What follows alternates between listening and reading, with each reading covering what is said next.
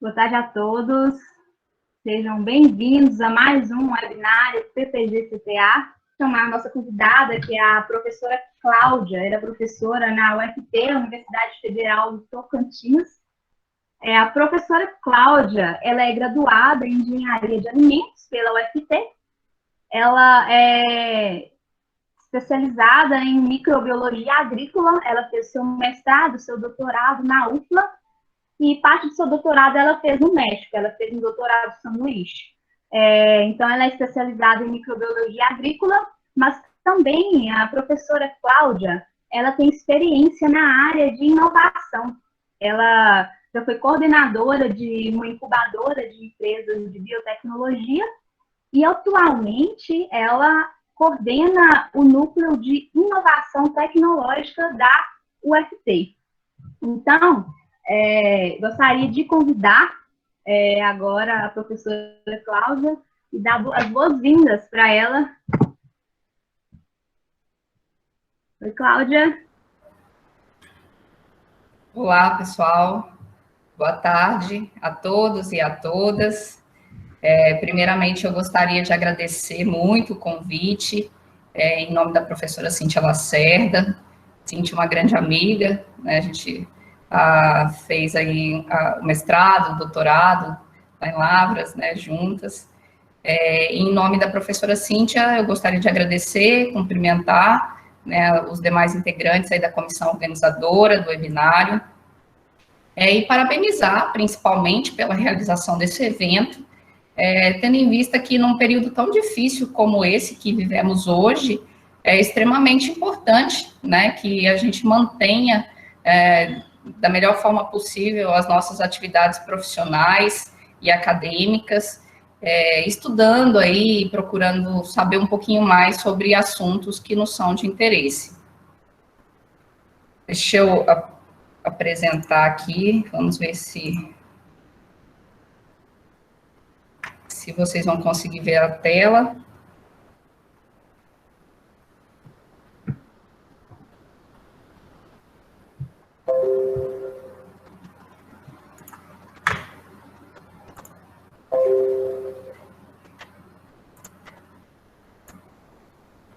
Conseguem ver a tela?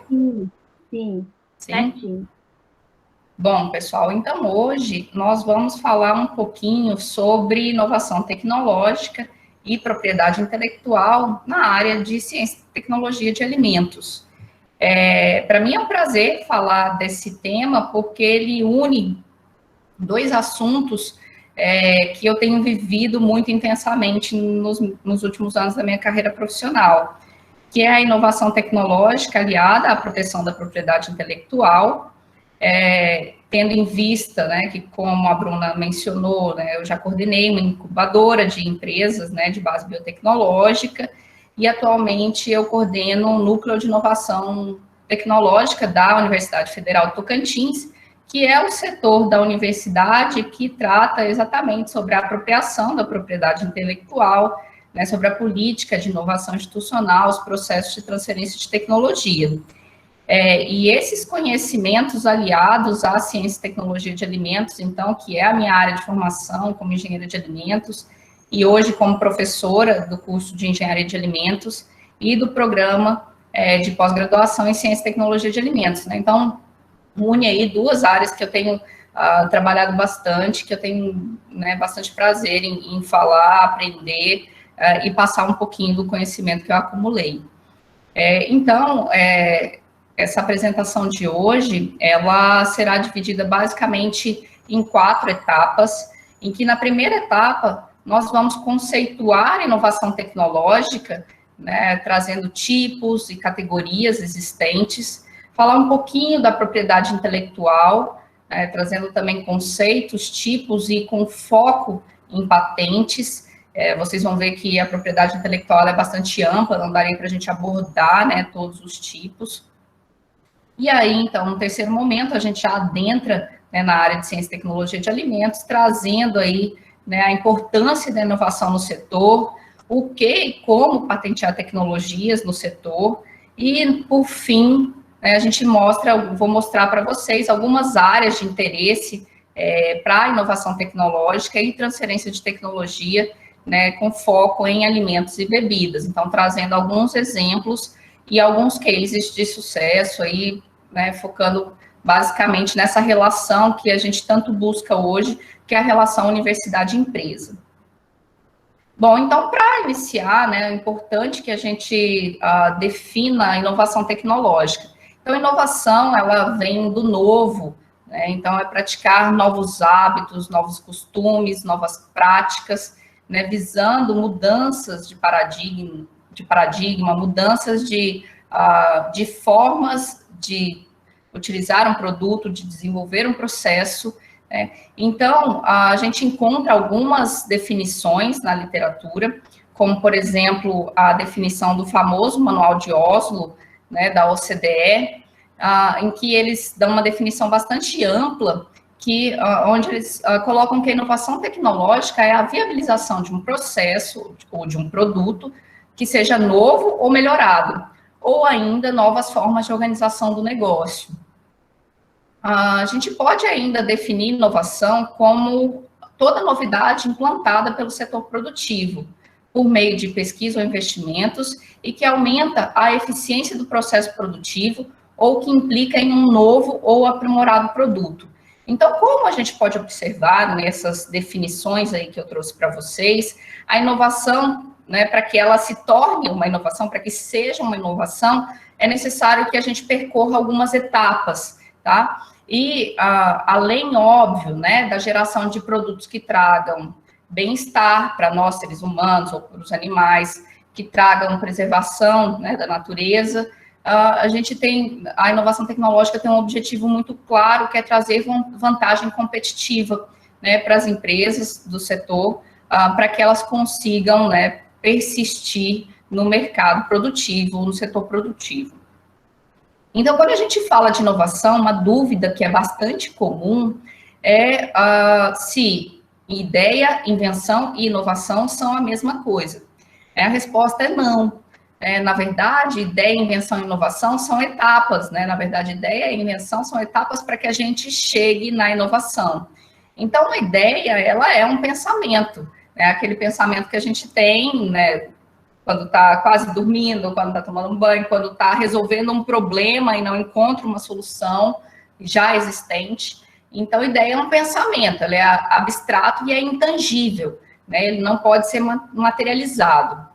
Já a invenção, ela é a conversão da ideia em algo concreto. Então, ela requer a atividade inventiva.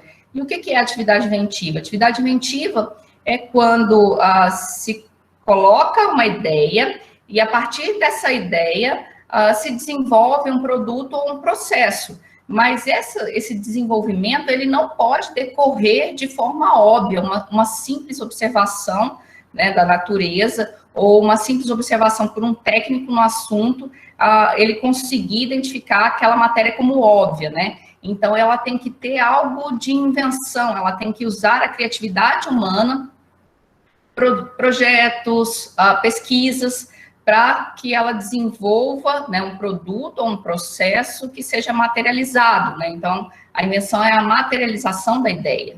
E aí, por fim, então, a inovação é quando a invenção, ela atinge, né, o mercado, quando ela é aceita pelo mercado. E aí, esse produto final, então, ele gera valor, ele agrega valor, renda, emprego, né, para todos envolvidos nessa cadeia produtiva, né, a cadeia da propriedade intelectual. Ou seja, né, uma pessoa simples ou um pesquisador, ela tem uma ideia, ela desenvolve essa ideia através de uma atividade inventiva, materializando essa ideia, e aí, então, ela desenvolve um produto, um processo que atinge o mercado, e quando é aceita pelo mercado, aí sim a gente, né, consegue definir isso como inovação plena. E para uma invenção virar inovação, é necessário que ela tenha viabilidade técnica. Quando a gente fala de viabilidade técnica, eu vou trazer um exemplo simples. Um fármaco, um medicamento que cura o câncer, mas, ao mesmo tempo, ele mata o paciente. Será que ele tem viabilidade técnica? Ou, se a gente for pensar na área, né, mais voltado para a área de ciência e tecnologia de alimentos, um produto que tenha um micro-organismo probiótico, né, que já tenha sua funcionalidade comprovada cientificamente, mas que ele não resiste o tempo de vida de prateleira. Ele também não tem viabilidade técnica. Então, é necessário que esse produto ou esse processo, ele tenha essa viabilidade. E a outra viabilidade é econômica. Então, se encontrou a cura de um câncer, mas o valor do desenvolvimento tecnológico disso levou ao PIB de 3 países desenvolvidos. Ou, por exemplo, esse produto probiótico, com micro-organismo que já, cientificamente comprovado, ele traz benefícios para a saúde do consumidor, mas ele é um produto que vai chegar lá na gôndola do supermercado muito caro, atingindo um nicho mercadológico ali muito pequeno, que não vai compensar um investimento no desenvolvimento e produção desse produto. Então, é sempre importante levar em consideração que para a inovação ela ser plena, ela precisa ser aceita pelo mercado, tendo viabilidade técnica e econômica. E aí, então, a gente pode falar dos 4 principais tipos de inovação. As inovações de produto e processo, elas são as mais conhecidas e as que, reconhecidamente trazem um maior impacto com relação à vantagem competitiva das empresas, ou do segmento de alimentos, que a gente está focando para o setor de alimentos e bebidas. Quando a gente fala da inovação de produto, a gente está falando na introdução no mercado de novos bens ou serviços melhorados, E essa introdução, ela visa alterar nesses bens ou serviços especificações técnicas, componentes, softwares que são relacionados com o funcionamento desse produto, formas de uso, funcionalidades, Então, traz, ou um produto extremamente novo, ou um produto que é melhorado, é como se fosse um upgrade da versão anterior. Alguns exemplos que eu posso mencionar aqui para vocês são as embalagens inteligentes, que são aquelas embalagens que, por exemplo, detectam a deterioração de alimentos, ou detectam a presença de micro-organismos patogênicos. E um outro tipo de inovação, bastante radical e bem nova, é a impressora 3D de alimentos, que é uma impressora como aquela que a gente, recentemente, todo mundo se habituou bastante a ver essas impressoras funcionando por causa da produção dos face shields, das máscaras faciais. E essas impressoras de alimentos, elas têm um princípio de funcionamento muito parecido, com a diferença que não se usa o filamento, à base de plástico, E sim, o filamento seriam massas comestíveis, alimentícias, desenvolvidas por nutricionistas ou por engenheiros de alimentos, ou até mesmo por pessoas dentro da própria casa. Já quando a gente fala da inovação de processo, a gente está falando da implementação de métodos de produção ou de distribuição que sejam novos ou significativamente melhorados. Então, o processo, ele visa dar agilidade, ele visa reduzir custo, e ele está relacionado com inovações nos equipamentos, envolvidos no processo, no fluxo do processo, nos softwares usados no processo. Então, alguns exemplos que a gente pode dar de inovações em processo é o uso, por exemplo, de sistemas de rastreabilidade de matérias-primas por código de barra, ou, mais recentemente, por QR Codes, Então, olha só que interessante, quando um produto, ele é regionalizado, ele é de um local, e você aponta ali seu celular para o QR Code contido no rótulo do produto, e você consegue, por exemplo, visualizar o local onde foi produzido, a região, características da região, características daquele produto, Um outro exemplo são novos equipamentos de automação em linhas de produção, que tem sido bastante aplicados, tendo em vista que o setor de alimentos, ele cresce, bastante nos últimos anos, e aí, então, esses equipamentos, eles trazem, um aumento da escala de produção, menores chances de erro durante, defeitos de fabricação na linha de produção. Para que vocês vejam como é interessante, né, algumas inovações que estão sendo implementadas no setor de alimentos, eu trouxe aqui um vídeo bem rapidinho para mostrar para vocês sobre uma impressora 3D de alimentos, para quem não conhece.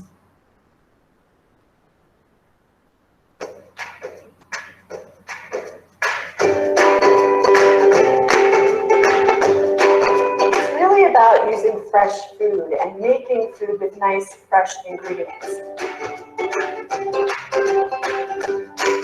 We think Foodini could be a kitchen revolution, similar to how microwaves did it back in the 70s.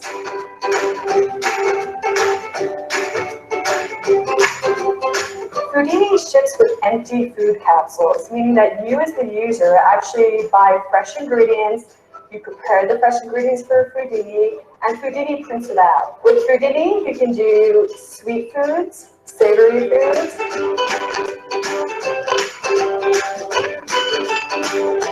We don't have the 6 hours a day that people used to have 50 years ago to make all our meals and snacks homemade.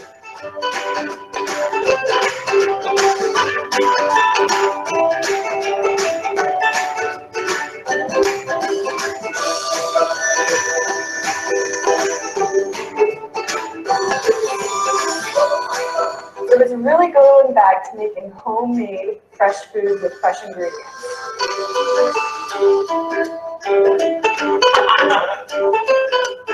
So Natural Machines is a young company. We have a lot of enthusiastic, passionate people on board, people passionate about technology,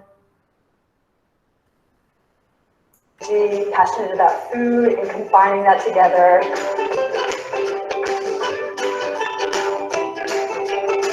We wanted to add that to the design element to make it stand out, to make it special, but at the same point to make it fit into your kitchen.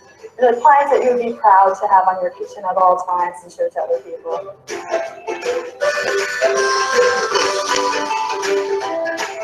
And at the end of the day, that's what it's all about. It's helping people eat healthier, more nutritious meals using fresh ingredients.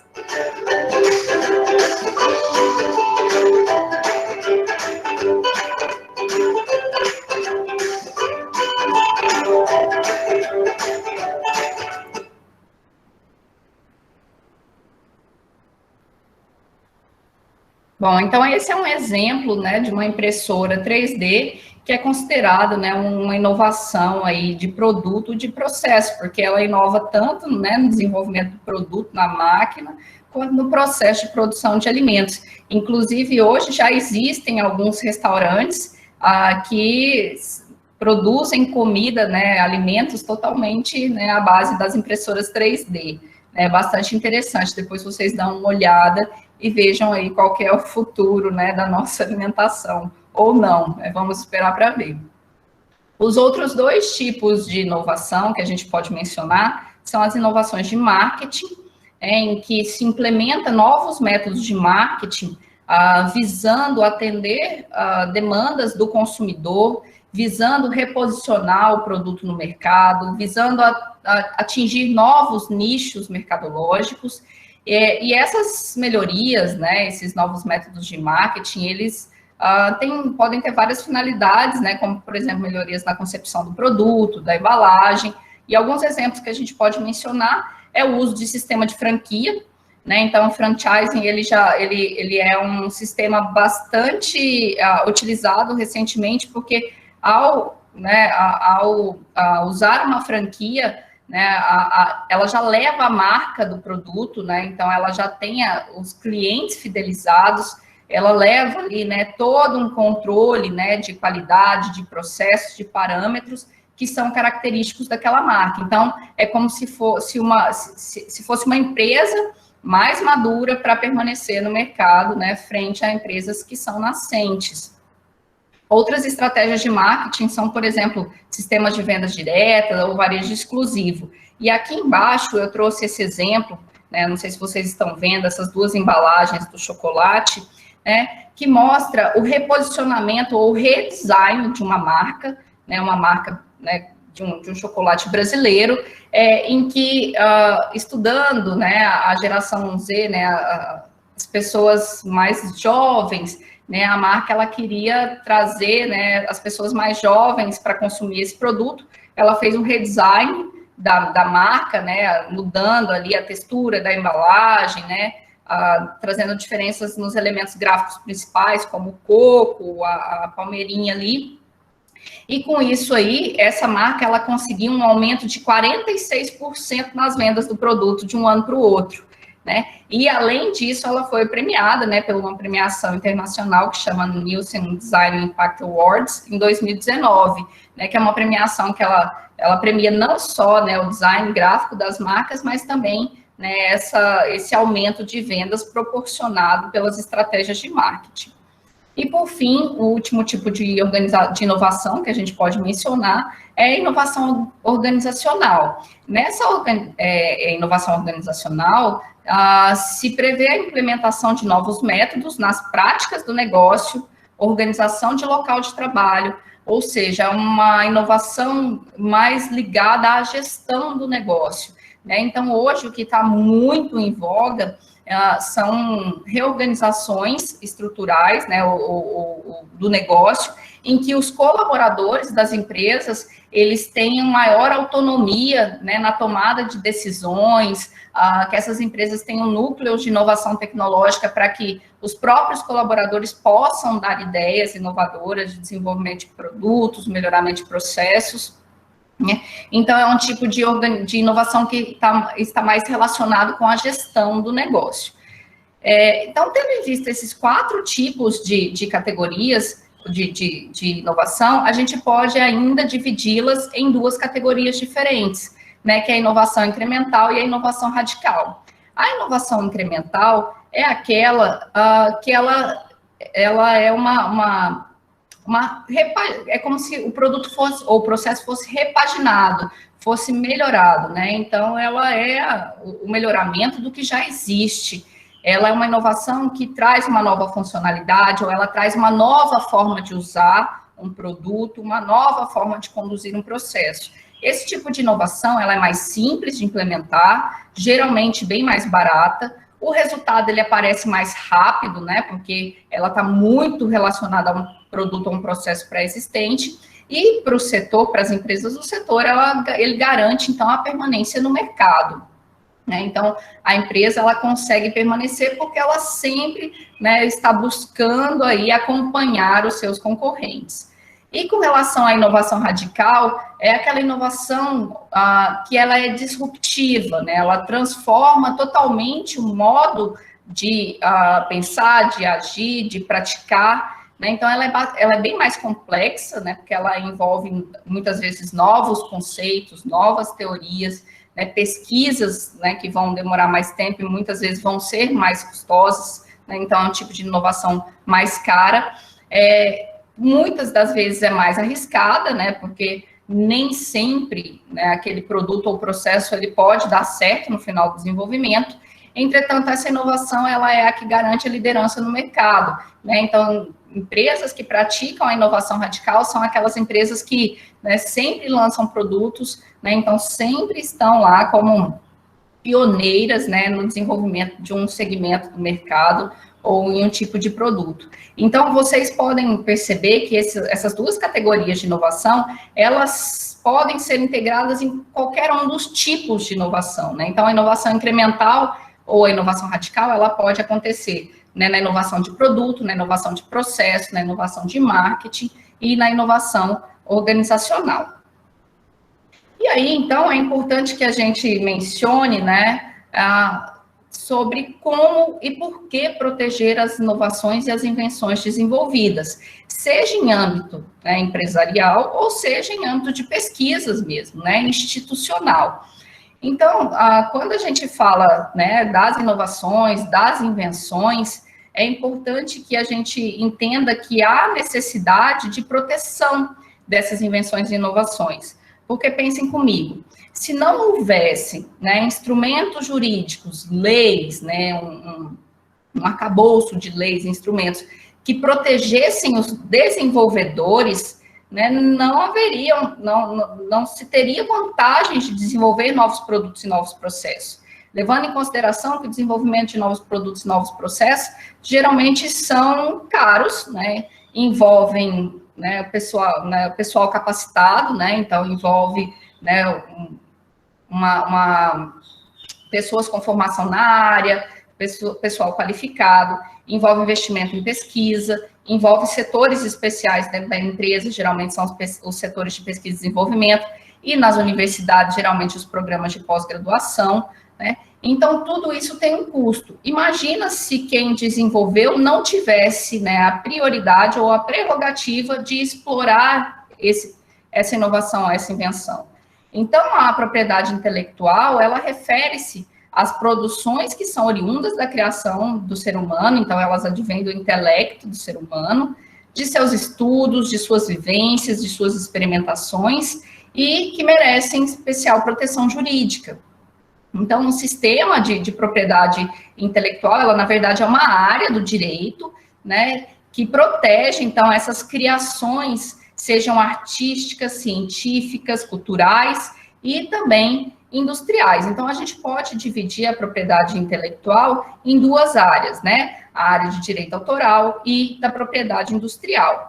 Eu não vou entrar em detalhes aqui sobre todas essas, né, porque senão a gente demoraria muito tempo, isso aqui daria uma palestra inteira, uma aula inteira, mas só falando rapidamente, quando a gente fala de direito autoral, né, a gente tem 3 categorias, né, são os direitos conexos, que são aqueles que protegem os intérpretes, os executantes, as indústrias fonográficas pela reprodução de determinada obra, né, obra de arte ou obra artística. O software, ou o programa de computador, ele tem uma lei específica para ele, que é a Lei de Propriedade Intelectual de Programa de Computador, né, e ele é considerado também direito autoral, então, né, a simples criação do programa de computador já faz com que ele seja de domínio do seu criador, tá? Então, ele também não é considerado propriedade industrial, né, ele entra aí no ramo do direito autoral. E os nomes de domínio são os nomes de sites, né, que são, né, espaços aí que contêm conteúdos diversos. E o que vai interessar para a gente, então, é o ramo da propriedade industrial. Dentro da propriedade industrial, a gente pode citar, né, as marcas. As marcas hoje, elas são extremamente valiosas, inclusive, né, na propriedade intelectual hoje se entende que algumas marcas, elas são muito mais valiosas do que os próprios ativos tangíveis das empresas. O que é ativo tangível? É o mobiliário, os prédios, os automóveis, né? Então, tudo que é material ali, né, não vale tanto quanto a marca. E a gente tem vários exemplos em que marcas ficaram tão famosas que elas acabaram sendo a forma de se referir a determinado produto ou processo. Um exemplo, quem costuma chamar carro de aplicativo? Acho que poucas pessoas. Geralmente, quando a gente vai chamar um carro de aplicativo, a gente chama o Uber, né? E, né, apesar de existirem vários outros aplicativos para se chamar, né, carros para transporte. Então, isso mostra, né, a importância das marcas, não só, né, na proteção dos ativos intangíveis, mas também como valor de mercado.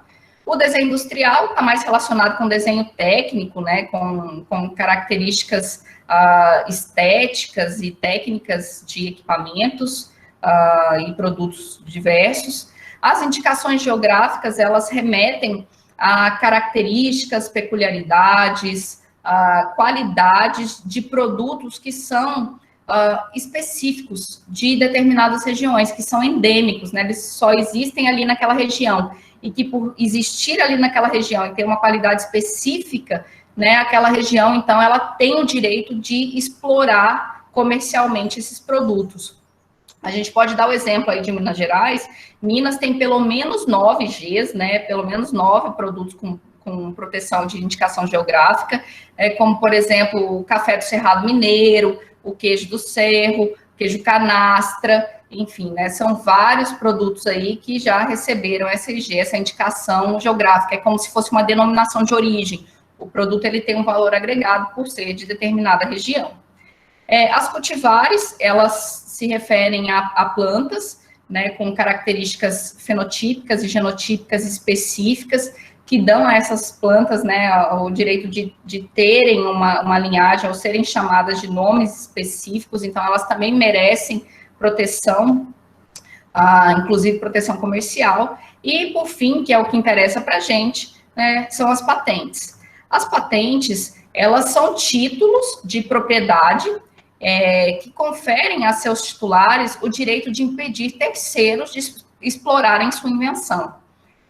Então, é como se fosse um documento, um título mesmo, que é regional, né, e é temporal, ele segue o princípio da territorialidade, que impede com que outras pessoas usem, ou desenvolvam, ou vendam, comercializem aquela tecnologia sem a autorização do titular. E essas patentes, né, então, elas, como eu já falei para vocês, elas são territoriais e elas são válidas por determinado limite de tempo, né? Após esse limite de tempo, essas tecnologias, elas acabam, então, caindo em domínio público, tá? E em troca, né, dessa proteção contra a exploração e utilização por terceiros, né, é necessário que essa tecnologia ela seja descrita, né? Então, lá no documento de patente, você vai ter a descrição, né, com suficiência descritiva, né, necessária para que esse produto ou esse processo possa ser replicado por técnicos da área. E para isso, né, existem leis específicas que regem a matéria de patentes. Então, a patente, ela é um título de propriedade temporária e geográfica. Então, quando você deposita uma patente aqui no Brasil, essa patente ela é válida aqui no Brasil, né? Quando você deposita uma patente nos Estados Unidos, ela é válida nos Estados Unidos. Existem casos de patentes regionais, né? São regiões que se organizam através de acordos e tratados de cooperação para que as patentes elas tenham validade em determinada região. Isso acontece, por exemplo, na Europa, em países africanos de língua inglesa, né? Então, isso não são exceções, tá? Mas são organizações, né, regionais que permitem esse tipo de proteção, não só por um país, mas por uma região em si. Então, é importante falar que a patente não protege ideias. Isso é uma dúvida, né, que a gente lá no NIT recebe com bastante frequência. A pessoa liga e fala assim, eu tive uma ideia de fazer isso, aquilo, posso patentear? Não, patente não protege ideia, patente protege produtos, né, invenção de produtos, lembra da atividade inventiva, né, então tem que ter um método, uma materialização dessa ideia, né, protege equipamentos, protege ferramentas, protege procedimentos e métodos de produção, mas não protege ideias. E aí, nesse sentido, a gente pode falar aqui, né, de dois tipos de patente. Existem as patentes de invenção, em que essas patentes de invenção, elas estão ligadas lá com aquela inovação radical, inovação disruptiva, lembram? Eu falei que é aquela inovação que ela muda a forma de ver o processo, a forma do produto, né? Ela traz um novo produto ou processo. Então, é isso, né? A patente de invenção, elas são produtos ou processos inteiramente novos, né? Elas têm um tempo de vida útil um pouco maior, que ela se limita ao máximo de 20 anos e ao mínimo de 10 anos. Já as patentes do tipo modelo de utilidade, elas são patentes que mudam geralmente a funcionalidade, né? Então, elas mudam a forma ou a disposição, né, de algum item daquele equipamento, daquele produto, daquele processo, né, que permitem, então, que esse produto, processo, ele seja melhorado de alguma forma. Ela tem um tempo máximo de validade de 15 anos e um tempo mínimo de 7 anos. Então, ela tem um tempo de duração, né, de vida útil um pouquinho menor. E ela está relacionada lá com aquela inovação que é incremental. Ela melhora algo que já existe, tá? E aí, uma outra questão que é extremamente importante quando a gente trata de matéria de patentes é para que serve, né? Por que depositar uma patente? Então, existem vários objetivos, mas eu trouxe dois aqui para ser mais, né, sucinta. O primeiro é proteger o investimento no desenvolvimento de novas tecnologias. Como eu já mencionei para vocês, desenvolver novas tecnologias é caro, demanda pessoal qualificado, demanda investimento de recursos em pesquisa, demanda investimento de recursos na proteção mesmo da patente, né, que não é de graça. E isso, então, né, dá como vantagem ao titular da tecnologia a exclusividade na exploração comercial. Essa exclusividade na exploração comercial permite, inclusive, que o titular ele decida se ele vai explorar ou se ele vai licenciar para terceiros explorarem. Né? Então, ele dá esse direito do titular escolher se ele explora ou se terceiros exploram, mas os terceiros só explorarão com a autorização do titular.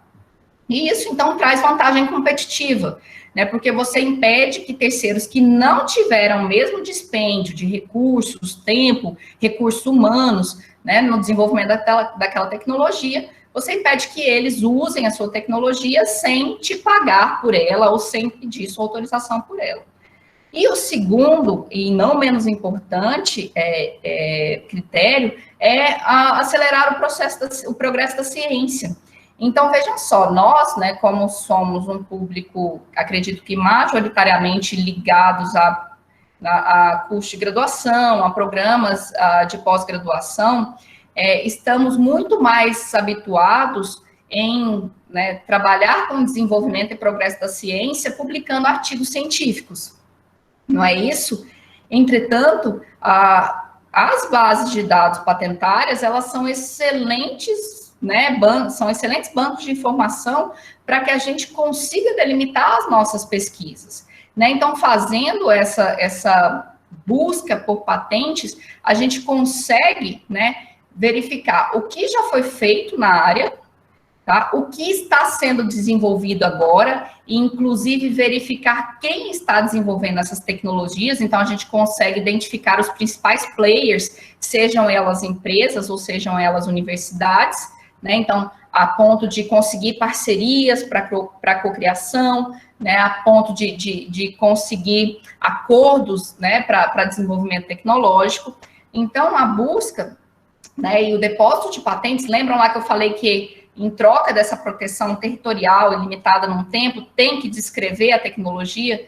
Então, essa descrição e essa disponibilização, as patentes, depois de um tempo, elas são publicadas. Então, isso conta aí, né, para o progresso da ciência. E aí, nos artigos 8º e 9º, lá da Lei de Propriedade Industrial, né, vocês vão encontrar os critérios de patenteabilidade, que é o que a gente chama de requisitos de patenteabilidade. São 3. Né? Então, o primeiro é a aplicação industrial. Lembram que lá na propriedade intelectual a gente divide em direitos autorais e propriedade industrial. Então, para ser patente, como a patente está lá na propriedade industrial, a aplicação industrial ela é obrigatória. Então, ela diz respeito a um produto concreto, fabricável, ou a um processo de fabricação. O segundo critério é a atividade inventiva, né? Ou seja, uma atividade que ela não decorra de maneira evidente ou óbvia do estado da técnica. O estado da técnica é a nossa referência, né, a nossa busca de literatura, né, as referências bibliográficas, é o que já existe na literatura técnica e científica da área, tá? Então, quando um técnico em determinada área, né, entenda, leia, né, o que já existe no estado da técnica, o que você está pensando em proteger não pode decorrer de maneira óbvia ou evidente, né? Então, tem que ter lá, né, um intelecto humano envolvido na atividade inventiva. E, por fim, né, e muito importante, aquilo que se pretende patentear, ela tem que estar fora do estado da técnica, né? Tem que ser aquele gap, aquela pergunta ainda não respondida, né? Aquele tema que ainda, né, se demandam aí processos ou produtos, né, para que o problema da área seja resolvido. E aí, no artigo 10º da Lei de Propriedade Industrial, né, a gente geralmente chama ela carinhosamente LPI, né, tem lá os itens que não podem ser patenteados. Lembrando, pessoal, que essas leis de propriedade industrial, elas seguem o mesmo princípio de territorialidade que eu comentei, né? Então, cada país tem leis específicas que regem o tema, tá? Então, o que não pode ser patenteado? Programa de computador, né? A gente já viu que o programa de computador, ele entra lá em direito autoral, que tem lei específica para propriedade intelectual de programa de computador. Então, programa de computador é registrado, não é patenteado, tá? Planos, métodos, princípios, né, não são patenteados também. Descobertas, teorias científicas, concepções puramente abstratas, não são patenteáveis. Todo ou parte de seres vivos, exceto transgênico. Aqui entra um ponto importante, né, que é muito comum para a nossa área, que são as patentes de biotecnologia. Elas geralmente seguem todos os princípios, né, para as patentes de outras áreas, mas ela tem a especificidade de que a lei brasileira não permite a proteção dos seres vivos, né, seja parte dele, seja uma enzima, seja uma célula, a não ser que seja transgênico. Então, o que a gente pode patentear são produtos ou processos que utilizem esses seres vivos, ou parte desses seres vivos, desde que esses seres vivos eles estejam aí depositados, né, em coleções de culturas internacionais, né, para que outras pessoas possam ter acesso a esses organismos vivos.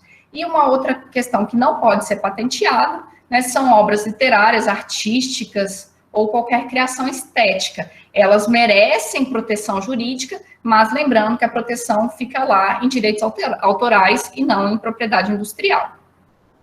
E aí, pessoal, não vou nem me arriscar a falar aqui, né, discorrer sobre a redação do pedido de patente, porque é um tema bastante extenso e bastante técnico, né? Escrever patente é difícil, e é tão difícil quanto, ou tem uma dificuldade, né, diferente de escrever um bom artigo científico, tá? Então, aqui a mensagem que eu quero deixar para vocês é, se vocês, né, se acendeu a luzinha, olha, estou desenvolvendo algo, né, que pode ser patenteável, então a reflexão é essa mesmo. Meu produto ou meu processo é patenteável?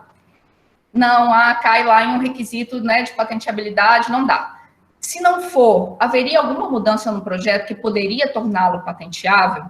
Então, são algumas reflexões aí que vocês devem fazer para pensar se há necessidade de proteção jurídica das invenções e inovações de vocês, tá? E para isso, então, é importante fazer pesquisa em bancos de dados, né? Então, nesse caso, é importante fazer pesquisas em bancos de dados, tanto patentárias, né, em bancos de patente, quanto em bancos de dados não patentários, que são aí os artigos científicos, livros, tá? E existem muitos sites, muitos locais para se fazer essa busca, né? Aqui no Brasil, né, o site do Instituto Nacional de Propriedade Industrial, e aí a gente tem os internacionais, como o escritório europeu, o escritório americano, o Google Patents, né? E nessa busca por anterioridade, né, para verificar se aquilo que você... Não, eu tive a ideia genial, mas será que ninguém teve essa ideia genial? É extremamente importante que vocês busquem em bancos internacionais, porque, gente, chinês já pensou em quase tudo,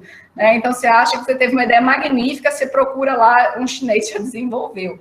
Então, é extremamente importante que se busque com palavras-chave que reflitam exatamente, que se refiram exatamente ao produto, né, do seu empreendimento ou da sua pesquisa. E aqui eu trouxe um print bem rapidinho, de alguns bancos de patente, né? Então, esse aqui é o brasileiro, né, do Instituto Nacional de Propriedade Industrial. Aqui eu, né, tirei um print dele com uma palavra probiótico, né, que é um tema que eu uso muito nas minhas pesquisas.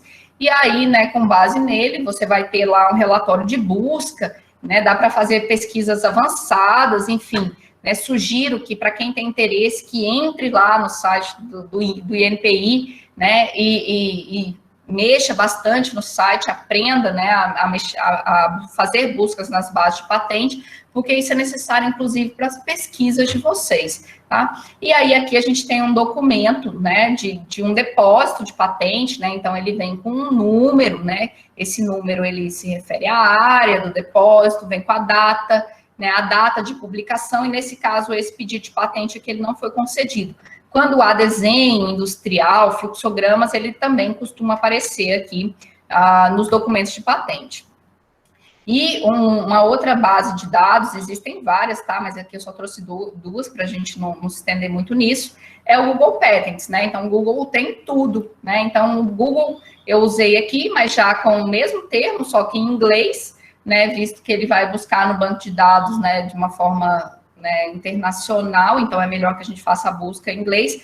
E uma questão interessante do Google é que, né, a gente pode buscar na base patentária, que é no Google Patents, e ele tem aqui a opção de incluir a literatura não patentária, que são os artigos, livros, né, que ele então faz a busca simultaneamente, né, no Google Patents e no Google Scholar, tá? Então é bastante interessante aí de vocês também fazerem buscas relacionadas às pesquisas de vocês. E aqui, né, só para ilustrar um documento aí que eu encontrei fazendo a busca de probióticos, né?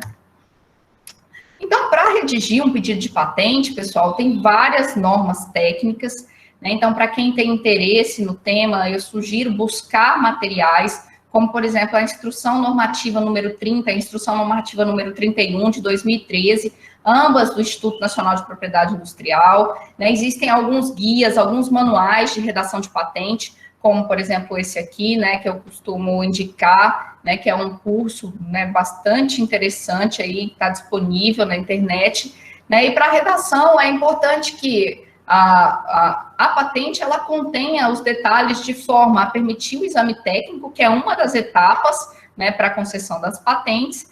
Ela deve especificar, então, todas as concretizações do objeto, né, se limitando ao escopo do pedido, com suficiência descritiva, ou seja, um técnico na área, ele deve conseguir replicar aquela tecnologia. Entretanto, há uma linha muito tênue, né, na questão da suficiência descritiva, entre o mostrar de mais e mostrar de menos, né? Então, por isso, é extremamente importante redigir bem. Antes, a redação de patente estava muito relacionada a agentes de inovação, que geralmente são advogados, né? Hoje, com a popularização desses cursos de redação de patentes, né, então, é cada vez mais comum os pesquisadores, né, escreverem melhor as patentes relacionadas às tecnologias que desenvolvem suas pesquisas. E aí, uma outra questão que é engraçada, que sempre me perguntam, né, como que se parece uma patente concedida? Então, aqui eu peguei um exemplo, né, continuando no tema lá do probiótico, né, então é uma bebida de suco de fruta probiótica. Ela foi depositada em 2010 e ela foi concedida em 2019, vejam, demorou 9 anos para concessão, né? E isso no Brasil é um problema, a gente tem um backlog, um tempo que vai do depósito, a concessão que chega a ser de 13, 14 anos, dependendo da área, farmacêutica, biotecnológica, né? São áreas aí que tem um volume de patente muito grande, né, e aí, com isso, há um represamento e há uma demora, né, bastante grande para concessão. Então, se deixar para explorar comercialmente esses depósitos de patente só quando conceder, muitas vezes a tecnologia já vai estar até obsoleta.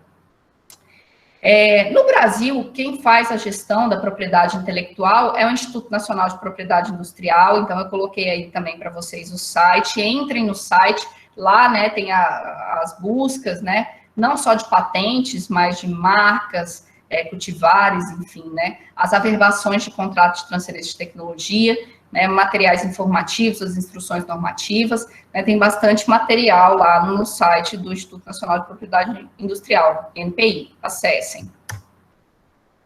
E aí, então, né, a gente está entrando aqui na terceira etapa dessa palestra, né, que é a etapa de correlacionar os conhecimentos da inovação tecnológica aliada à proteção da propriedade intelectual ao setor de alimentos, né, indústria de alimentos e bebidas. Então, de acordo com o relatório, né, da BIA de 2017, vejam só, o setor de alimentos, ele teve um faturamento aí de 642,6 bilhões de reais, né, sendo 81%, né, de alimentos e 19% de bebidas. Isso aí tem um impacto na balança comercial, que é aquela relação entre exportação e importação, muito grande. Vejam, só de alimentos processados, né, o Brasil teve um impacto na balança aí de 33,4 bilhões de dólares, tá? E isso a gente levando em consideração que o Brasil ainda é um grande produtor de commodities, né? Ainda é um grande produtor de matérias-primas, né, de produtos que não têm tanto valor agregado, né? Quando a gente conseguir reverter, né, esse cenário, né, imaginem só o faturamento da indústria de alimentos do nosso país. Então, o mercado de alimentos no Brasil, ele é considerado uma das atividades econômicas em franca expansão, né? Então, nesses outros gráficos aqui, a gente consegue ver, né, que as exportações, né, de alimentos processados, elas correspondem a 1/5 das exportações brasileiras, que a indústria de alimentos brasileira ela exporta para mais de 150 países, que dentro da indústria de transformação, a indústria de alimentos é o maior empregador, empregando cerca de 1,6 milhões de pessoas com empregos diretos, né, e que vários setores dentro da indústria de alimentos crescem exponencialmente, né, o setor de alimentos diversos, conservas vegetais, desidratados e supercongelados são alguns dos exemplos. Mas, além disso, né, de ser um setor em franca expansão, a gente tem que mencionar, né, que há um contingente de empresas imenso, né, são cerca de 35,6 mil empresas, o que, então, leva a um nível de concorrência fenomenal. E aí, né, mais uma vez, eu lembro para vocês que a inovação, ela é o diferencial no mercado, no setor produtivo, né, ela traz vantagem competitiva, né, para as empresas e até mesmo para as universidades que inovam, tá? Então, na indústria de alimentos, o que se pode patentear? Né, a gente já viu os requisitos de patenteabilidade, mas trazendo mais especificamente para a nossa área, né, a gente pode mencionar 3 categorias, tá? A primeira é de formulações. Pessoal, veja bem, aqui não é receita, tá? Receita, misturar um ingrediente com o outro, gerando novos sabores, texturas e experiências gastronômicas, é lindo, isso é uma arte, é culinária, tá? Mas isso não é passível de proteção, tá? O que é passível de proteção são estudos, né, de ingredientes químicos, matérias-primas, né, ingredientes químicos complexos, que eles são misturados, estudados, né, que eles trazem diferencial para o produto, que trazem identidade própria para o produto, né, então, isso sim é patenteável, né, então, formulações, novas formulações são patenteáveis, receitas, não, tá? Novos equipamentos, né, então, esses equipamentos geralmente têm o intuito de fabricar mais rapidamente um determinado produto, ou aprimorar o processo produtivo, reduzir custos de produção, né, então, aumentar, né, a escala de produção, então, são questões relacionadas ao desenvolvimento de novos equipamentos, muito ligado hoje à automação na indústria. E, né, a terceira categoria são os processos ou técnicas de produção. Então, geralmente, esses processos ou técnicas, eles estão relacionados com a melhoria dos processos de fabricação, né? Então, redução do tempo, redução de custo, né? E aqui, uma questão importante é mesmo que o produto seja um produto comum, não há necessidade de ser um novo produto. Nesse caso, né, o processo, ele pode estar, inclusive, na indústria de biscoito, né? Se o processo, ele trouxe uma melhoria significativa, né, no fluxo de produção daquele produto, né, ela pode ser patenteada, tá? E aí, pessoal, então eu trouxe aqui alguns exemplos e algumas áreas que o setor de alimentos ele tem focado, né, obviamente, observando a tendência dos consumidores. Então, os consumidores de hoje, eles são mais informados, eles são mais conscientes, né, da relação entre alimentação, hábitos de vida, né, e saúde. Então, com base nisso, algumas áreas, né, que as indústrias têm buscado inovar são na saudabilidade e bem-estar, né, trazendo formulações naturais, principalmente usando vegetais como ingredientes, né, então frutas, ervas, sementes e grãos, não só para agregar sabor e aroma e cor, mas também para agregar funcionalidade, né. Uma outra questão que também tem sido, né, muito recorrente é a redução de conteúdos, né, de açúcar, sal, gordura, né, transformando produtos que já estavam disponíveis no mercado em produtos mais saudáveis.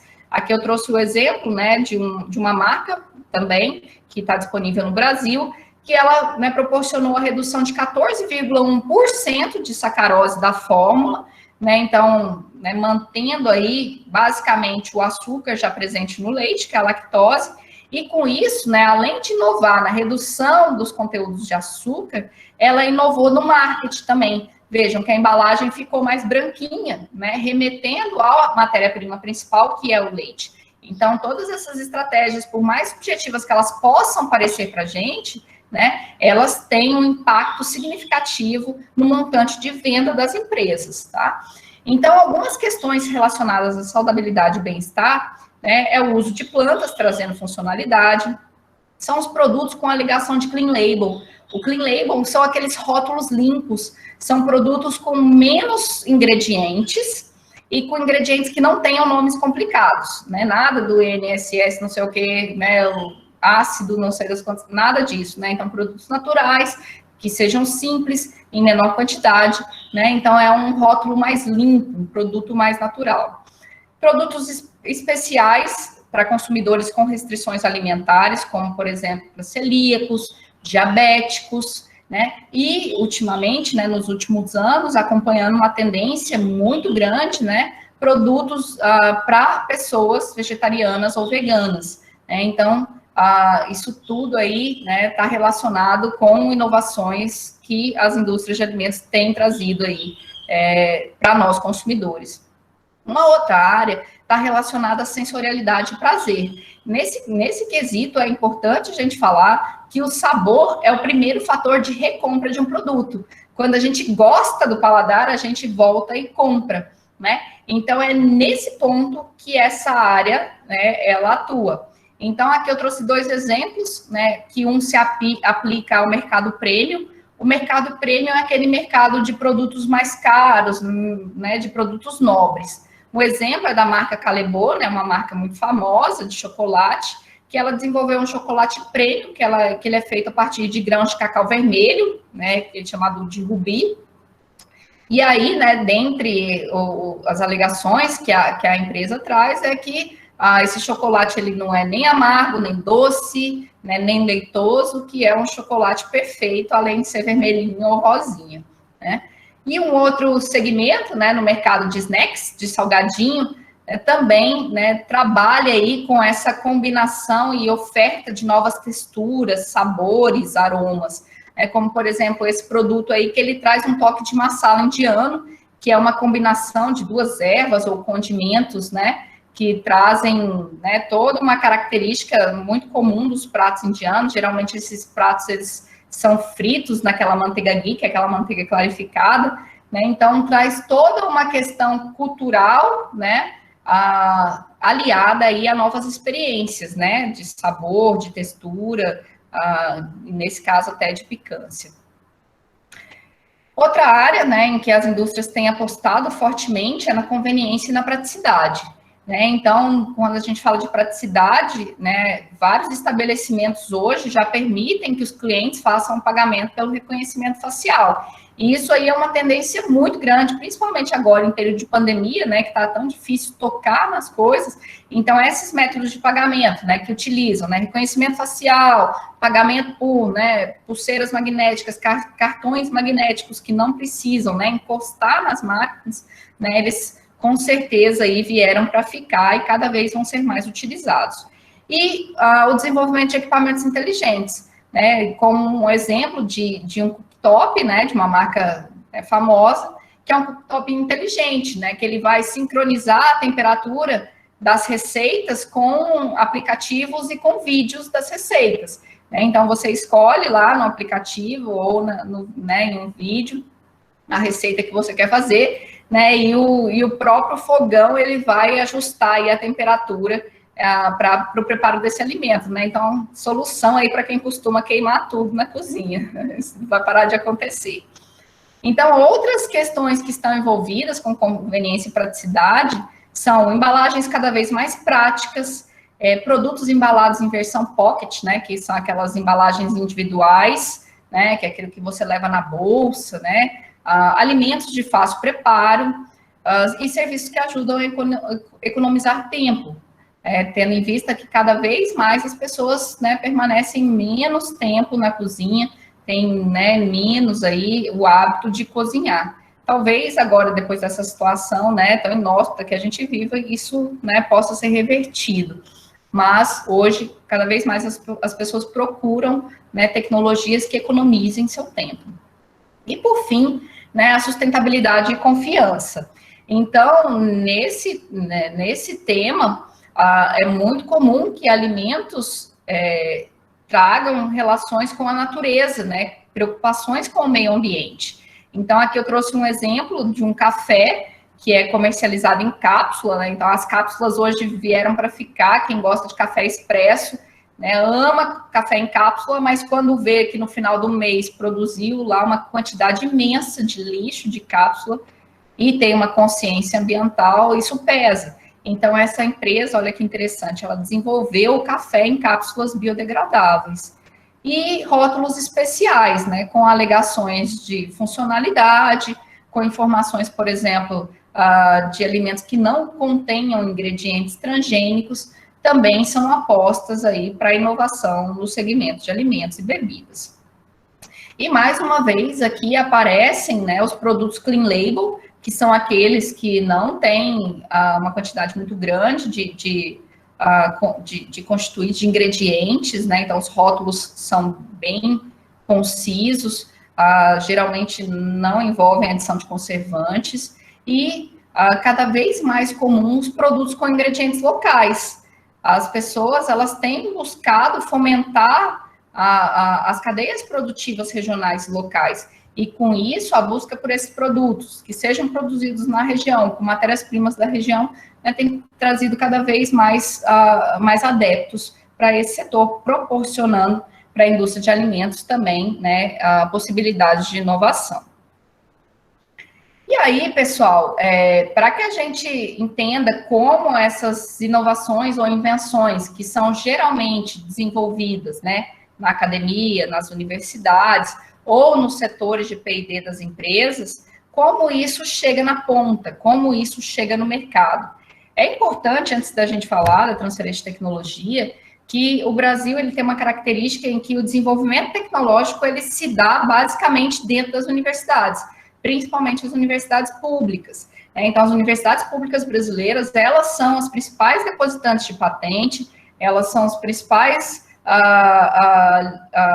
licenciantes de tecnologia, elas licenciam muitas tecnologias, isso acontece em outros países, mas em países desenvolvidos, é muito comum que as empresas particulares, privadas, elas tenham desenvolvimento tecnológico, né, na própria empresa. Então, setores de pesquisa e desenvolvimento fortes.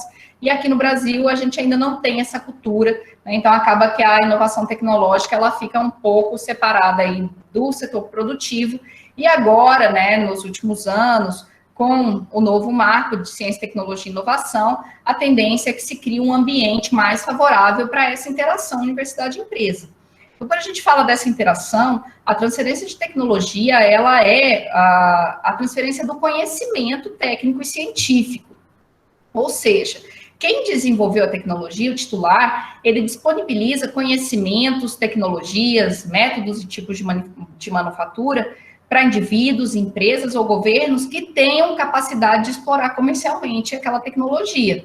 Lembram lá que o titular ele tem o direito de decidir o que ele faz, ele tem o direito de explorar, né, mas ele tem o direito de licenciar, ele tem o direito de ceder, né, para que outros entes, né, possam produzir aquele produto ou desenvolver aquele processo e transformar aquilo em uma inovação efetiva, aquela que atinge o mercado.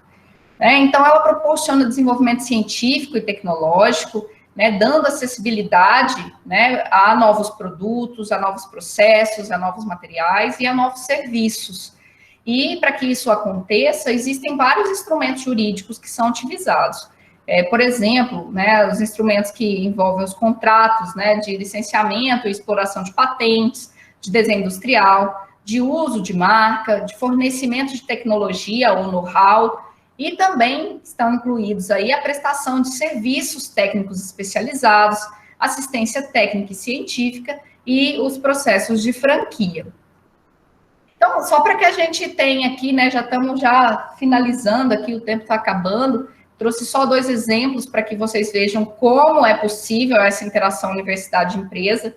Então, eu trouxe 2 exemplos bem recentes. Esse aqui, veja só, lá da Inova, que é a agência de inovação, é o UNIT, da Unicamp, né? Então, eles publicaram isso aqui em 2018, que a indústria de bebidas e alimentos se beneficia de patente com tecnologia desenvolvida pelo Centro Nacional de Pesquisas em Energia e Materiais. Então, veja, os pesquisadores desse centro, eles desenvolveram coquetéis enzimáticos, e esses coquetéis enzimáticos, eles estão sendo aplicados no processo de produção de 2 produtos bastante emblemáticos, que são a cerveja e o extrato de guaraná.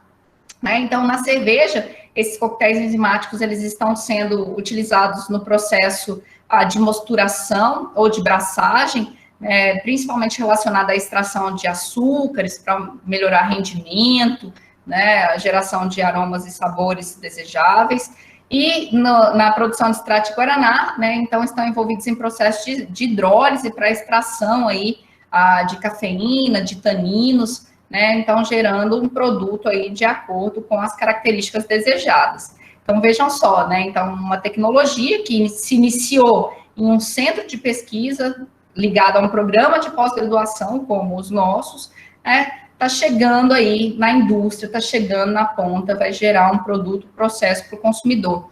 A previsão de chegada no mercado dos produtos relacionados ao uso desses coquetéis é de 2021, né? Então, o contrato de transferência de tecnologia deles previa 3 anos para a transferência, né? Para aumentar a maturidade da tecnologia e para que o produto chegasse no mercado. Então, está quase lá. E aí, né, por outro lado, a gente pode ver também a transferência não levando um produto em si, mas a transferência do conhecimento. Aqui tem um exemplo do laboratório de análise de alimentos. Então, é um laboratório que ele realiza análises físico-químicas, microbiológicas para a indústria de bebida, panificação, carnes, leite e outras.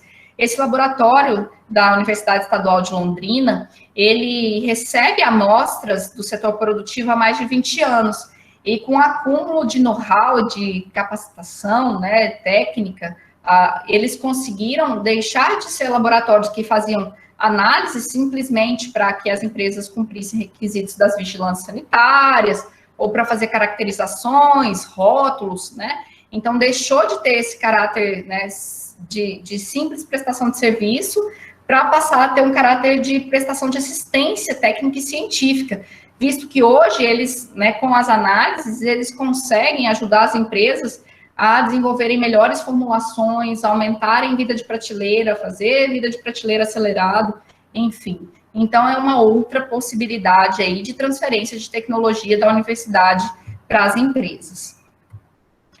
Então, né, como vocês puderam perceber, essas áreas de inovação relacionadas à indústria de alimentos e bebidas, elas demonstram uma preocupação nítida, né, do consumidor com hábitos de alimentação cada vez mais saudáveis e uma consciência bem maior a respeito do que eles estão consumindo, principalmente relacionado à questão do meio ambiente.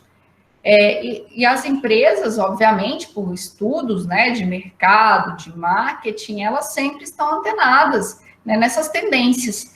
E aí, então, se vocês perceberam que a pesquisa de vocês, ela envolve, né, algum processo, algum produto inovador para atender os anseios desse novo consumidor, cada vez mais consciente, cada vez mais antenado, se a pesquisa de vocês, ela traz soluções para o mercado, proteja a sua criação, né? Então, busquem o núcleo de inovação da instituição de vocês. Aí eu dei uma olhadinha, o núcleo de inovação tecnológica de vocês chama-se TEC, né? Então, busquem o núcleo. Geralmente, o núcleo é o setor da instituição que trata da propriedade intelectual, que trata da apropriação da propriedade intelectual, da proteção, né? Então, é o setor em que protege a pesquisa que vocês, né, e eu como pesquisadora também, que nós fazemos, né, nos programas de pós ou mesmo na graduação.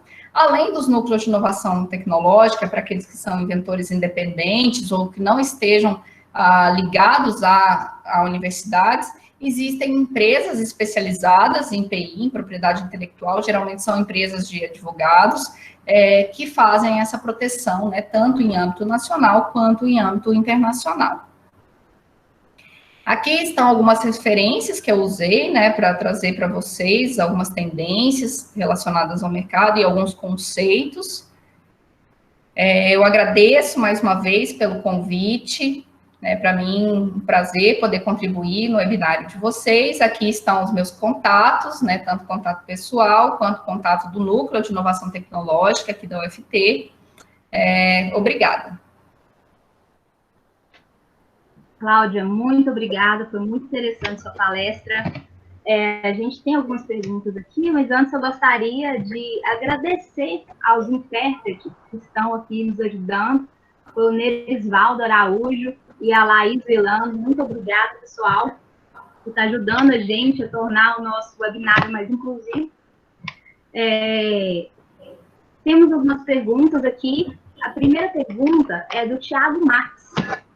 Ele disse o seguinte: boa tarde, Cláudia. Tenho uma dúvida sobre a gestão de patentes no país. Aqui no Brasil, essa gestão é feita por um órgão governamental? Nesse mesmo sentido, vai haver diferença de patenteação com relação a instituições públicas e privadas?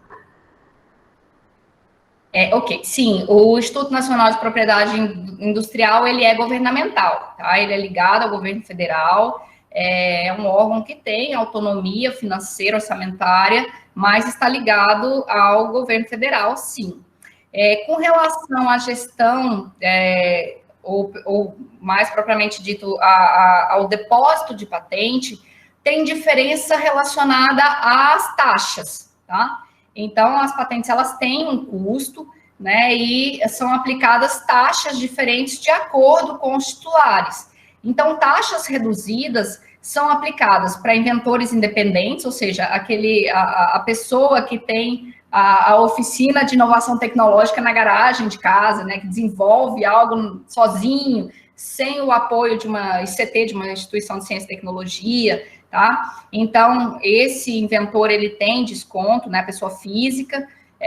As universidades públicas também têm desconto, né? Então, os órgãos, não só as universidades, mas os órgãos públicos, eles têm taxas reduzidas. E então a diferença, né, no processo de patenteamento, ela está relacionada única e exclusivamente às taxas que são aplicadas, tá? Mas não a processos diferentes, por ser uma universidade pública, ou ser uma faculdade privada, ou ser um inventor independente, né? Isso uma empresa, isso aí não traz diferenças no processo em si. O que é diferente são as taxas aplicadas. Legal. A Giovana, ela fez um comentário. Ela disse o seguinte: eu trabalho na Barry Callebaut, Brasil, e garanto que o chocolate Ruby ou Ruby é realmente diferenciado e completamente diferente dos outros tipos de chocolates. Olha aí, que legal, feedback legal. Não imaginava, né, que ia ter alguém aqui da empresa. Né? Eu geralmente, inclusive, sempre comento, né, que eu não faço, né, merchan para nenhuma empresa, simplesmente a gente traz esses produtos para demonstrar, né, como eles estão acessíveis ou não, né, para gente aqui no mercado brasileiro. Coincidência. Temos uma pergunta da Raquel Couto. Quem faz produtos caseiros e simples em casa, é preciso realizar a propriedade intelectual? Olha, depende. Né? Como eu falei para vocês, receitas em si não são patenteáveis, tá? Então, para que você patenteie, é importante que você tenha uma suficiência descritiva que envolve o método de produção, quantidades, concentrações, temperaturas, né? Então, não é simplesmente misturar o ingrediente A com B e ir lá depositar um pedido de patente, tá? E aí a gente tem que lembrar que se tem aplicação industrial, sim. Eu, por exemplo, dando um exemplo prático, né, que eu acho que se encaixa bem nessa pergunta, eu conheço ela é uma professora que ela desenvolveu em casa mesmo, cansada de ver o ralo da própria pia entupir, né, da pia da cozinha entupir com resíduos de alimentos, ela em casa desenvolveu, né, um protótipo de um ralo que impede a passagem de resíduos, né, para o sifão. E aí, então, ela desenvolveu isso em casa, ela desenvolveu isso sem a ajuda de nenhuma instituição e ela patenteou. Né? Então, depende. Se o seu produto, ele tem, né, aplicação industrial, se tem atividade inventiva, ou seja, não é óbvio, né, não é uma dedução óbvia do estado da arte, e se ele é novo, né, ele está fora do estado da arte, sim, você pode proteger.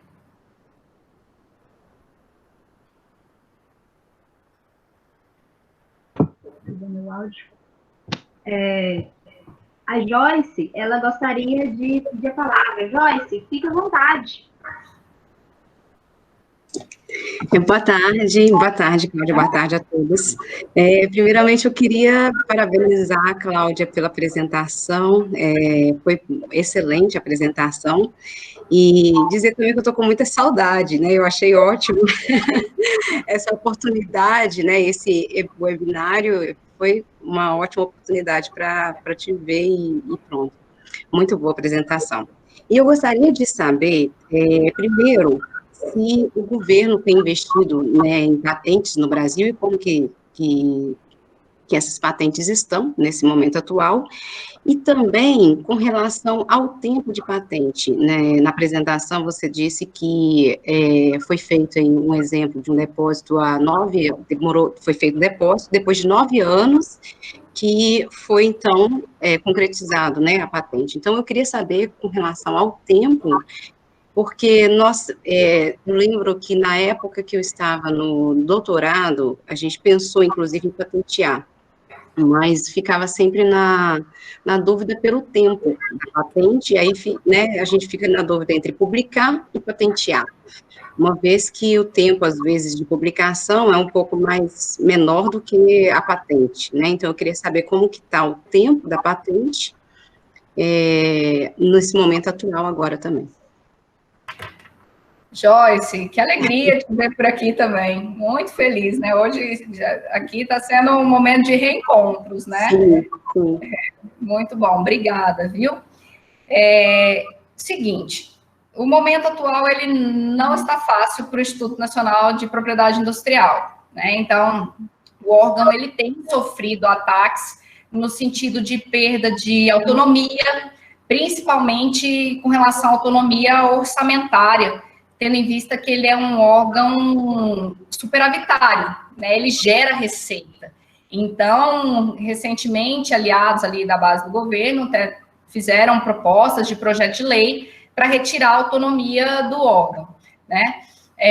Com relação ao investimento, atualmente ele é pífio, ele caiu bastante nos últimos anos, infelizmente. A gente vinha em um processo de ascensão de investimento em educação, pesquisa e desenvolvimento tecnológico, né, e hoje esse processo, ele, né, infelizmente, ele não segue essa mesma tendência, né, de aumento e sim de queda, então, realmente, o investimento hoje, ele é baixo. Em período de pandemia, a gente tem algumas facilidades relacionadas ao processo de produção e exploração comercial de patentes que tenham interesse nacional, né? Então, quando a patente, por exemplo, ela está relacionada a métodos de detecção, né, vamos trazer para um contexto bem atual, de detecção do SARS-CoV-2 ou de fármacos, medicamentos, né? Então, o governo, ele pode intervir para facilitar, né, a exploração comercial desse medicamento, ou desses métodos de diagnóstico, por terceiros de forma facilitada. Tá? Mas realmente investimento agora não é um bom momento, né, para a ciência e para a tecnologia brasileira, tá? Com relação ao tempo de patente, realmente o backlog brasileiro ele é muito grande. E ele se dá por quê? Porque nos anos anteriores, como se teve um investimento, né, grande em pesquisa e desenvolvimento tecnológico, o número de depósitos de patente aumentou exponencialmente. Só que os servidores, né, que fazem, os analistas do Instituto Nacional de Propriedade Industrial, eles não aumentaram proporcionalmente, né? Então, aumentou o trabalho e não aumentou o contingente de pessoas que fazem as análises técnicas dos pedidos de patente. Então, isso proporcionou que a gente chama de backlog, um período de concessão muito grande. E aí, hoje, né, o INPI, o Instituto Nacional de Propriedade Industrial, ele tem trabalhado para agilizar esse processo de concessão.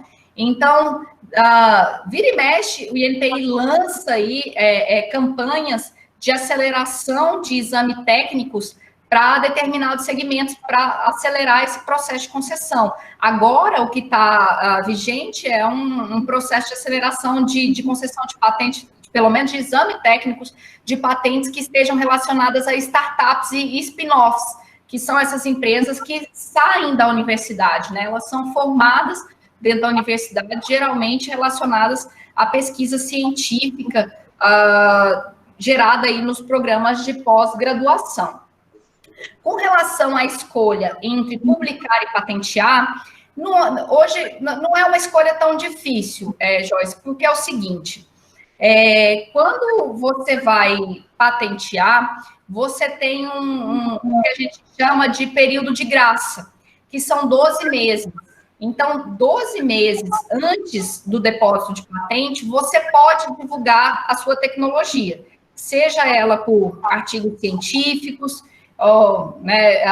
mídias, veículos de imprensa, tá? Se você conseguir comprovar, né, que foi você ou seu grupo de pesquisa que divulgou, ou que foram terceiros, né, com a sua anuência, isso não traz problema nenhum para a atividade inventiva, para a novidade, para o depósito de patente, né? Então, isso é previsto, esse período de 12 meses que a gente chama de período de graça, tá? Então, sim, você pode publicar, né, e depositar o pedido de patente até 12 meses depois. Aí você fala, mas vai ser concedido só 14 anos depois. Aí não tem problema, porque a data de prioridade, ela é a data do depósito, tá? Então, vai contar a data do depósito. Então, quando tiver nessa dúvida, publica ou patenteia, faz os dois. Ótimo. Perfeito, Cláudia. Então, muito obrigada, Cláudia. É uma alegria mesmo, muito feliz de te ver. E parabéns de novo pela apresentação e muito obrigada. Eu que agradeço. Muito feliz em te ver também. Beijo. Bom, pessoal, nós estamos chegando ao fim, né? Gostaria de convidar agora a vice-coordenadora do nosso programa, a Cíntia, para dar uma palavra.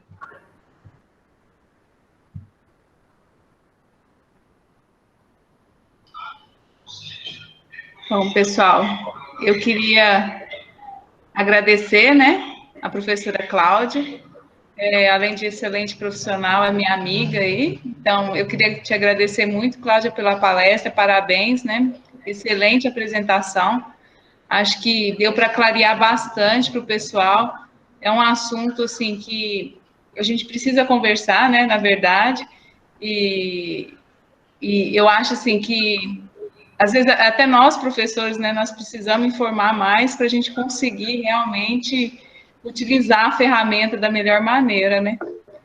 Então, eu agradeço aí muito, muito bom te ver, te escutar, né? E a gente vai se falando aí, né, mais para frente. E eu queria agradecer a presença de todos aí também, que ficaram no webinário, né, que estão aí participando do nosso webinário. Dizer que a gente continua, né, com nossos ciclos de palestra aí. A semana que vem a gente tem mais uma sessão da professora Vivian, tá? Então, estão todos convidados aí para o nosso próximo webinário semana que vem. Obrigada, viu, Cláudia? Obrigada a todo mundo. Pode falar aqui. O Pedro está aqui, mandando um abraço para você, viu, Cláudia? Um abraço, Pedrão. Gente, muito obrigada. Para mim é um prazer, né, falar um pouquinho com vocês hoje, rever grandes amigos.